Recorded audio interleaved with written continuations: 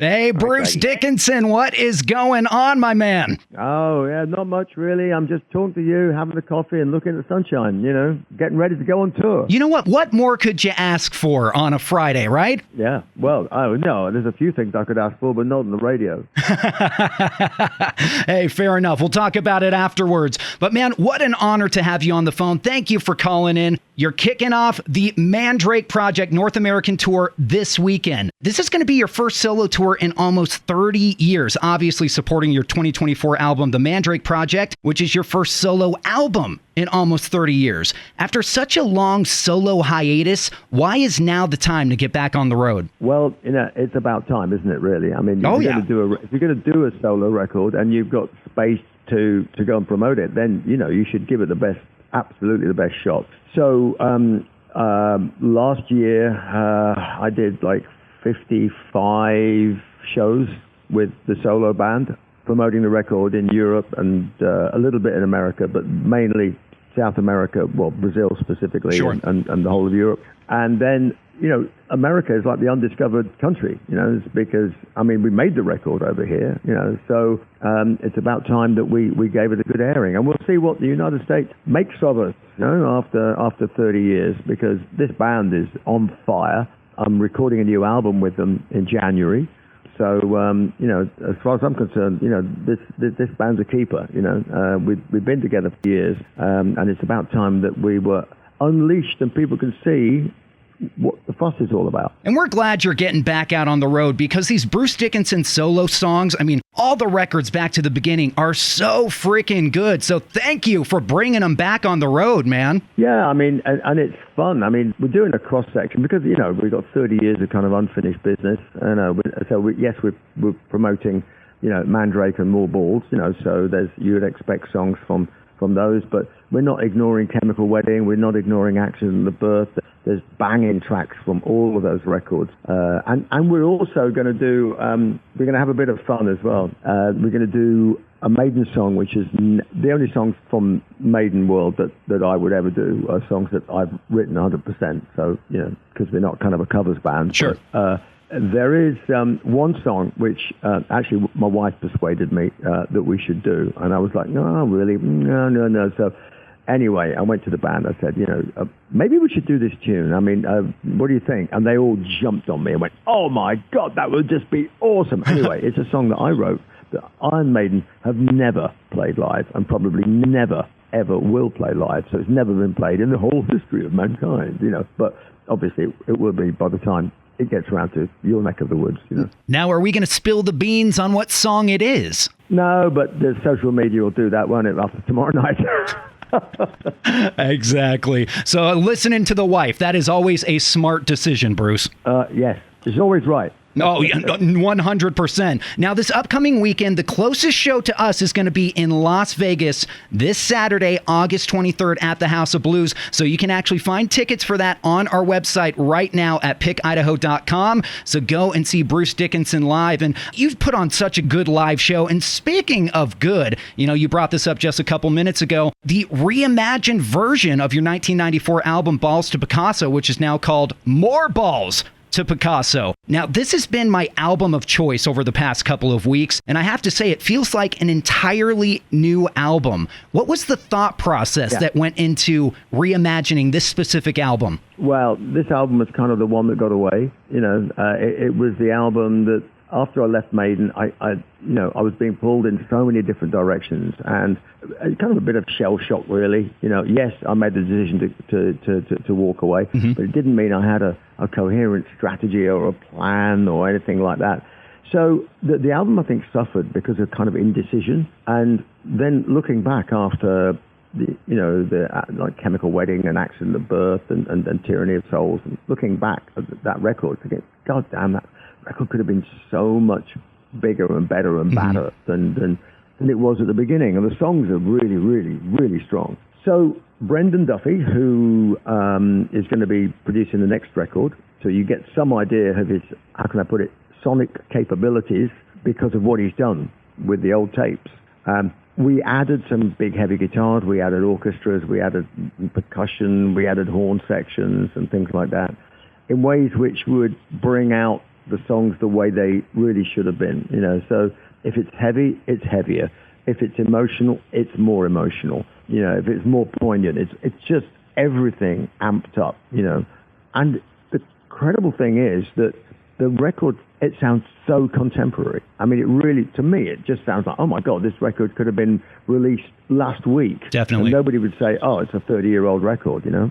Oh, most definitely. And exactly what you were saying. I mean, the first thing that I noticed, you know, just turning on the first track, Cyclops, it's like, man, the guitars are a lot heavier on this. And then there's tracks like, you know, Shoot All the Clowns, when, you know, the breakdown right in the middle of it has horns and it's almost funky. And it's like, man, that's different. I love it. Of course it's funky. It's funky, but that's because, you know, with my solo stuff and live in particular, yeah, it's almost funky. Well, you know what? Funky and metal are not mutually exclusive. You know, everybody forgets that they're in the middle of Tears of the Dragon. You know, there's a reggae breakdown. Oh yeah. You know? So, and we have a blast with all that stuff on stage. We really do. You know. Yeah, it definitely sounds like it. Now, obviously, I love your work with Iron Maiden, but I've always kind of gravitated towards your solo career. I just found the music to be a little heavier in your solo stuff. Was that by design?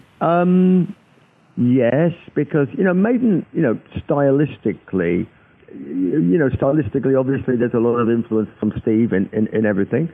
And whilst it's sometimes heavy, it's sometimes, you know, proggy and things like that. So with me, I do go down the prog route sometimes, but I love that kind of like bone-crushing, sort of like detuned, extra. Yeah. I mean, there's a lot of heaviness now in the air, which Maiden doesn't really take advantage of, because I'm not sure necessarily it fits the kind of soundscape that Steve likes. Sure. But I'm not restricted by that, so I can just, you know, it's like it's like having a painter with an unlimited palette. You know, you run the risk, of course, of spreading yourself a bit thin, but that's a risk worth taking because you're supposed to be an artist. Come on. Yeah, balls to Picasso. Make it as heavy as you want, Bruce. We love it. Thank you. No problem. Now, real quick, I want to take it back to the beginning of your solo career. Now, I'm talking Nightmare on Elm Street #5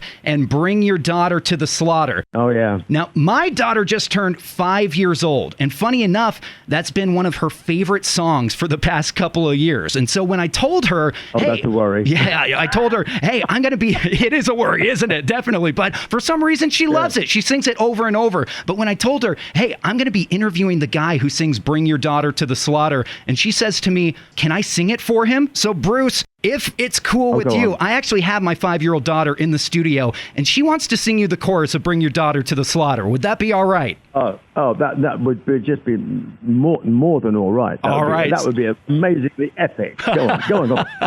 So take it away. This is my 5-year-old daughter, Frankie. Frankie, go for it. Bring your daughter to the slaughter.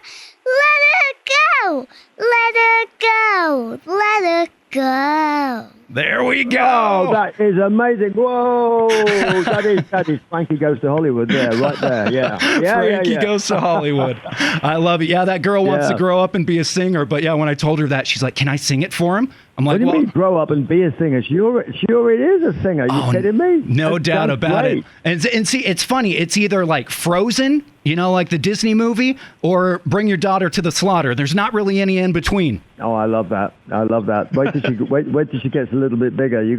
There's 2 legs in trouble there. Oh, don't I know it? Don't I know it? She's already a handful, but you know, at least she has good taste in music. So that's all I can hope for as a radio DJ. Yeah, and she sings in tune, which is rare. Yeah, definitely. No doubt about it. So we're hoping for big things for this little girl. But Bruce, thank you so much, man, for joining me today. Now, before I let you go, I always like whoever I'm interviewing to pick a song. Now, whether that's from the Mandrake project, anything from the Iron Maiden catalog, or the reimagined version of More Balls to Picasso, what do you want to hear?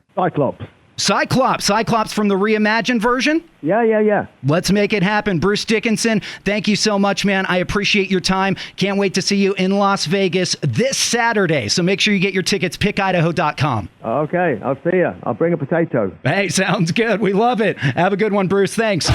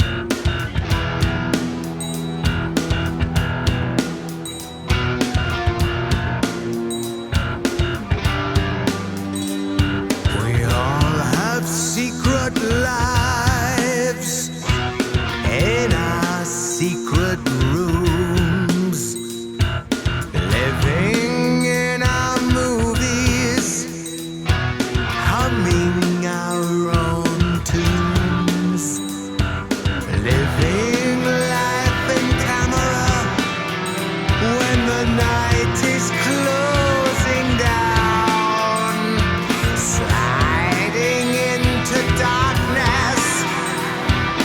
You could be like me. Where are you going? What are you doing? Why are you looking at the camera's eye? Where are you staying? Why are you leaving? We watch you breathing through the camera's eye.